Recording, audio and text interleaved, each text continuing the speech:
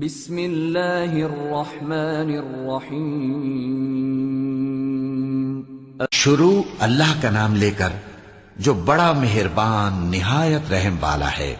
الف لام را، یہ ایک پر نور کتاب ہے، اس کو ہم نے تم پر اس لیے نازل کیا ہے کہ تم لوگوں کو اندھیروں سے نکال کر روشنی کی طرف لے جاؤ، یعنی ان کے پروردگار کے حکم سے عزت والے خوبیوں والے مالک کے راستے کی طرف، یعنی اس اللہ کے راستے کی طرف کہ جو کچھ آسمانوں اور زمین میں ہے سب اسی کا ہے۔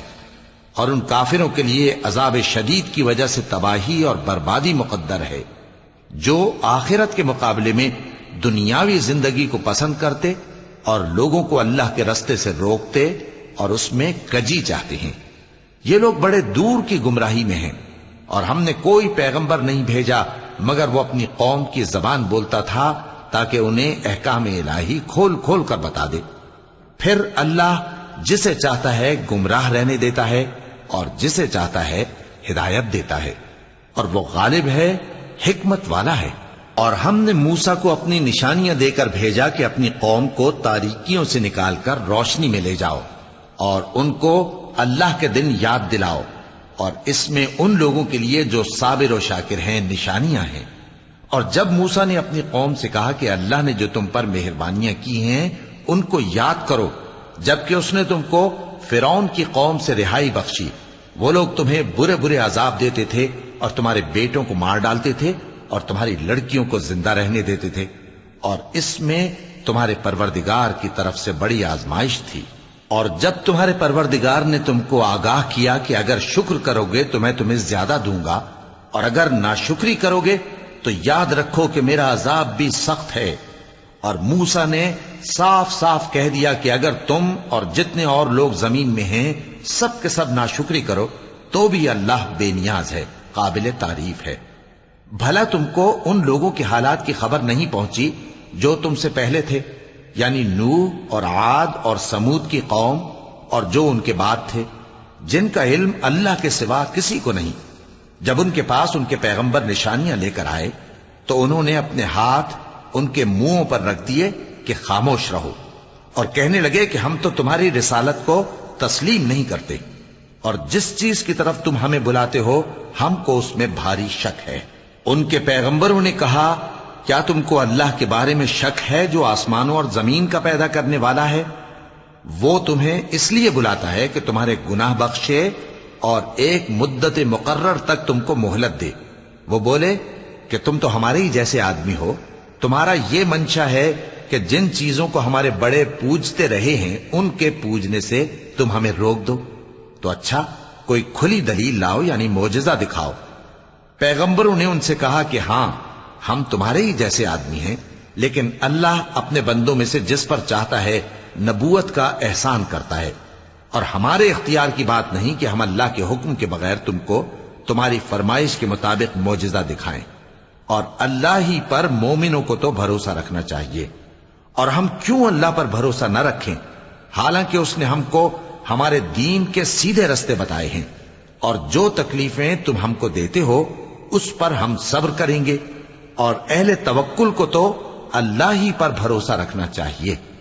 اور جو کافر تھے انہوں نے اپنے پیغمبروں سے کہا کہ یا تو ہم تم کو اپنے ملک سے باہر نکال دیں گے یا تم ہمارے مذہب میں واپس آ جاؤ۔ بس ان کے پروردگار نے ان کی طرف وحی بھیجی کہ ہم ظالموں کو ہلاک کر دیں گے اور ان کے بعد تم کو اس زمین میں آباد کر دیں گے۔ یہ اس شخص کے لیے ہے جو قیامت کے روز میرے سامنے کھڑے ہونے سے ڈرے اور میرے عذاب سے خوف کرے۔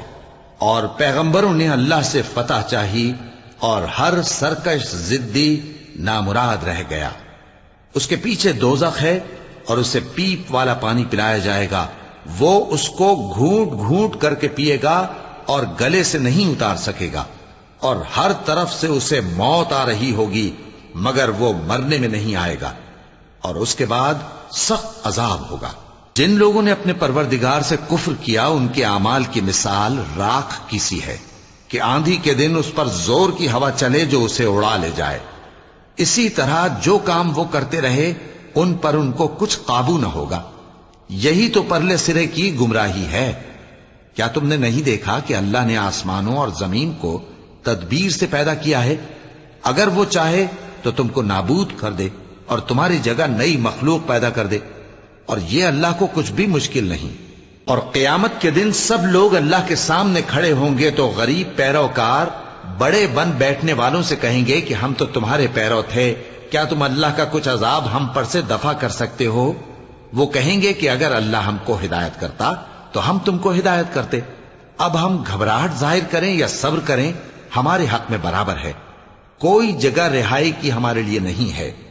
اور جب حساب کتاب کا کام فیصل ہو چکے گا تو شیطان کہے گا جو وعدہ اللہ نے تم سے کیا تھا وہ تو سچا تھا، اور جو وعدہ میں نے تم سے کیا تھا وہ جھوٹا تھا، اور میرا تم پر کسی طرح کا زور نہیں تھا۔ ہاں، میں نے تم کو گمراہی اور باطل کی طرف بلایا تو تم نے جلدی سے اور بے دلیل میرا کہنا مان لیا۔ تو آج مجھے ملامت نہ کرو، اپنے آپ ہی کو ملامت کرو۔ نہ میں تمہاری فریاد رسی کر سکتا ہوں اور نہ تم میری فریاد رسی کر سکتے ہو۔ میں اس بات سے انکار کرتا ہوں کہ تم پہلے مجھے شریک بناتے تھے۔ بے شک جو ظالم ہیں ان کے لیے درد دینے والا عذاب ہے۔ اور جو ایمان لائے اور عمل نیک کرتے رہے وہ بہشتوں میں داخل کیے جائیں گے جن کے نیچے نہریں بہہ رہی ہیں۔ اپنے پروردگار کے حکم سے وہ ہمیشہ ان میں رہیں گے، وہاں وہ ہر ملاقات پر ایک دوسرے کو سلام کہیں گے۔ کیا تم نے نہیں دیکھا کہ اللہ نے کلمہ طیبہ کی کیسی مثال بیان فرمائی ہے؟ وہ ایسی ہے جیسے پاکیزہ درخت جس کی جڑ مضبوط ہو اور شاخیں آسمان میں پھیلی ہوں، وہ اپنے پروردگار کے حکم سے ہر موقع پر پھل لاتا ہو۔ اور اللہ لوگوں کے لیے مثالیں بیان فرماتا ہے تاکہ وہ نصیحت حاصل کریں۔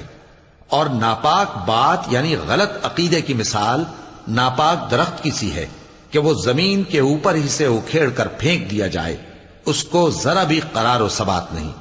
اللہ مومنوں کے دلوں کو صحیح اور پکی بات سے دنیا کی زندگی میں بھی مضبوط رکھتا ہے اور آخرت میں بھی رکھے گا۔ اور اللہ بے انصافوں کو گمراہ کر دیتا ہے، اور اللہ جو چاہتا ہے کرتا ہے۔ کیا تم نے ان لوگوں کو نہیں دیکھا جنہوں نے اللہ کے احسان کو ناشکری سے بدل دیا اور اپنی قوم کو تباہی کے گھر میں لا اتارا، یعنی دوزخ میں، کہ سب ناشکرے اس میں داخل ہوں گے اور وہ برا ٹھکانہ ہے۔ اور ان لوگوں نے اللہ کے شریک مقرر کیے کہ لوگوں کو اس کے رستے سے گمراہ کریں۔ کہہ دو کہ چند روز فائدے اٹھا لو، آخر کار تم کو دوزخ کی طرف لوٹ کر جانا ہے۔ اے پیغمبر، میرے مومن بندوں سے کہہ دو کہ نماز پڑھا کریں، اور اس دن کے آنے سے پیشتر جس میں نہ اعمال کا سودا ہوگا اور نہ دوستی کام آئے گی، ہمارے دیے ہوئے مال میں سے پوشیدہ اور علانیہ خرچ کرتے رہیں۔ اللہ ہی تو ہے جس نے آسمانوں اور زمین کو پیدا کیا اور آسمان سے مے برسایا، پھر اس سے تمہارے کھانے کے لیے پھل پیدا کیے اور کشتیوں اور جہازوں کو تمہارے زیر فرمان کیا تاکہ وہ سمندر میں اس کے حکم سے چلیں، اور نہروں کو بھی تمہارے زیر فرمان کیا، اور سورج اور چاند کو تمہارے لیے کام میں لگا دیا کہ دونوں دن رات ایک ڈگر پر چل رہے ہیں، اور رات اور دن کو بھی تمہاری خاطر کام میں لگا دیا، اور جو کچھ تم نے مانگا سب میں سے تم کو عنایت کیا۔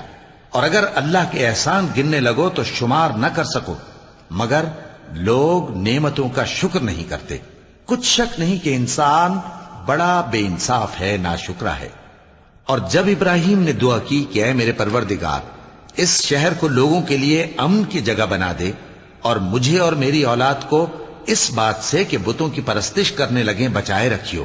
اے پروردگار، انہوں نے بہت سے لوگوں کو گمراہ کیا ہے، سو جس شخص نے میرا کہا مانا وہ میرا ہے، اور جس نے میری نافرمانی کی تو بخشنے والا ہے، مہربان ہے۔ اے پروردگار، میں نے اپنی اولاد ایک وادی میں جہاں کھیتی نہیں، تیرے عزت و ادب والے گھر کے پاس لا بسائی ہے۔ اے پروردگار، تاکہ یہ نماز پڑھیں، سو تو لوگوں کے دلوں کو ایسا کر دے کہ ان کی طرف جھکے رہیں، اور ان کو میووں سے روزی دیتے رہنا تاکہ تیرا شکر کریں۔ اے پروردگار، جو بات ہم چھپاتے اور جو ظاہر کرتے ہیں تو سب جانتا ہے، اور اللہ سے کوئی چیز مخفی نہیں، نہ زمین میں نہ آسمان میں۔ اللہ کا شکر ہے جس نے مجھ کو بڑی عمر میں اسماعیل اور اسحاق بخشے، بے شک میرا پروردگار دعا سننے والا ہے۔ اے پروردگار، مجھ کو ایسی توفیق عنایت کر کہ نماز پڑھتا رہوں اور میری اولاد کو بھی یہ توفیق بخش۔ اے پروردگار میری دعا قبول فرما۔ اے پروردگار حساب کتاب کے دن میری اور میرے ماں باپ کی اور مومنوں کی مغفرت کیجو۔ اور مومنوں یہ نہ سمجھنا کہ یہ ظالم جو کام کر رہے ہیں اللہ ان سے بے خبر ہے، وہ ان کو اس دن تک مہلت دے رہا ہے جبکہ دہشت کے سبب آنکھیں پھٹی کی پھٹی رہ جائیں گی اور لوگ سر اٹھائے ہوئے میدان قیامت کی طرف دوڑ رہے ہوں گے، ان کی نگاہیں خود اپنی طرف لوٹ نہ سکیں گی اور ان کے دل مارے خوف کے ہوا ہو رہے ہوں گے۔ اور لوگوں کو اس دن سے آگاہ کر دو جب ان پر عذاب آ جائے گا، تب ظالم لوگ کہیں گے کہ اے ہمارے پروردگار ہمیں تھوڑی سی مہلت عطا کر تاکہ ہم تیری دعوت توحید قبول کریں اور تیرے پیغمبروں کے پیچھے چلیں۔ تو جواب ملے گا کیا تم پہلے قسمیں نہیں کھایا کرتے تھے کہ تم کو اس حال سے جس میں تم ہو زوال نہیں ہوگا؟ اور جو لوگ اپنے آپ پر ظلم کرتے تھے تم ان کے مکانوں میں رہتے تھے اور تم پر ظاہر ہو چکا تھا کہ ہم نے ان لوگوں کے ساتھ کس طرح کا معاملہ کیا تھا اور تمہارے سمجھانے کے لیے مثالیں بیان کر دی تھیں۔ اور انہوں نے بڑی بڑی تدبیریں کی اور ان کی سب تدبیریں اللہ کے ہاں لکھی ہوئی ہیں۔ گو وہ تدبیریں ایسی غضب کی تھیں کہ ان سے پہاڑ بھی ٹل جائیں۔ تو ایسا خیال نہ کرنا کہ اللہ نے جو اپنے پیغمبروں سے وعدہ کیا ہے وہ اس کے خلاف کرے گا۔ بے شک اللہ زبردست ہے، بدلہ لینے والا ہے۔ جس دن یہ زمین دوسری ہی زمین بنا دی جائے گی اور آسمان بھی بدل دیے جائیں گے اور سب لوگ اللہ کے سامنے نکل کھڑے ہوں گے جو یکتا ہے بڑا زبردست ہے۔ اور اس دن تم گناہگاروں کو دیکھو گے کہ زنجیروں میں جکڑے ہوئے ہیں، ان کے کرتے تارکول کے ہوں گے اور ان کے چہروں کو آگ لپٹ رہی ہوگی، یہ اس لیے کہ اللہ ہر شخص کو اس کے اعمال کا بدلہ دے۔ بے شک اللہ جلد حساب لینے والا ہے۔ یہ قرآن لوگوں کے نام اللہ کا پیغام ہے تاکہ ان کو اس سے ڈرایا جائے اور تاکہ وہ جان لیں کہ وہی اکیلا معبود ہے اور تاکہ اہل عقل نصیحت حاصل کریں۔ صدق اللہ العظیم۔